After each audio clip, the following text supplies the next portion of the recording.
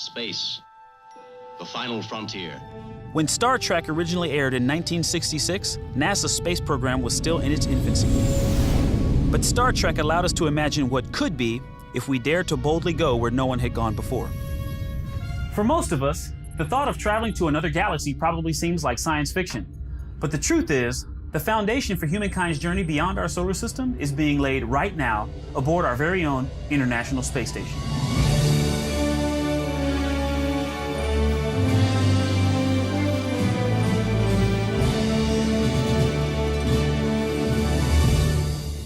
On the original Star Trek TV series, space stations served as deep space research laboratories as well as rendezvous points where starships could dock before exploring the unknown. Lieutenant, contact the space station.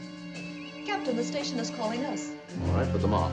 When we were envisioning our own space station, the applications were similar. The International Space Station is probably the most fantastic vehicle ever built. It's a one-of-a-kind laboratory orbiting about 250 miles above the Earth. And we perform experiments on the International Space Station. We can do science, we can do experiments, we can learn how to do things out of this world. And the result will help benefit the people on the ground. And all of this data goes to further our knowledge of the universe, so.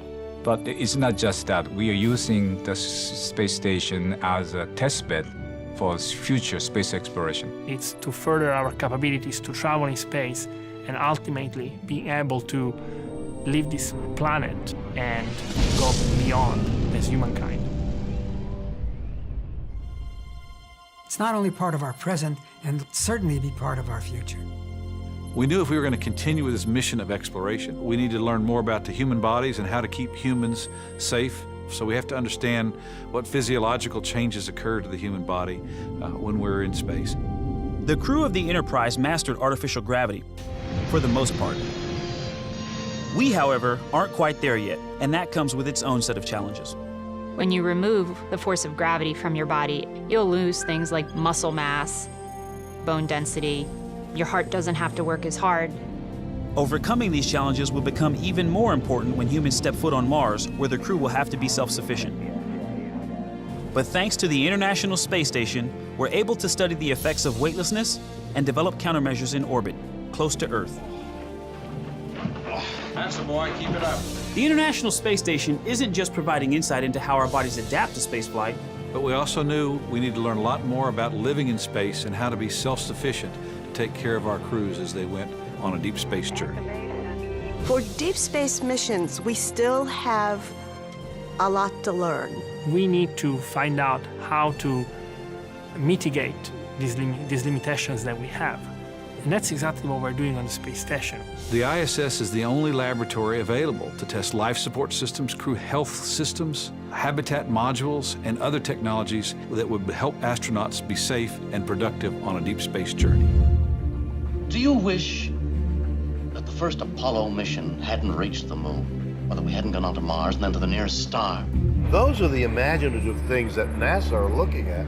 That's every bit as passionately imaginative as science fiction. I personally think that we are at a moment in the history of the human race where we are ready to leap forward, leap out of this planet. And I think it's in our evolutionary creed that we have a manifest destiny to go into space and to find new worlds to live in. So every step we take, we're just getting further and further into space and becoming more and more like Star Trek. And just like Star Trek, our journey will never end. Even though we've been sending humans into space for over 50 years, it is still just the beginning. Someday, far into the future, we'll look back and recognize the pivotal role the International Space Station played in humankind's deep space exploration.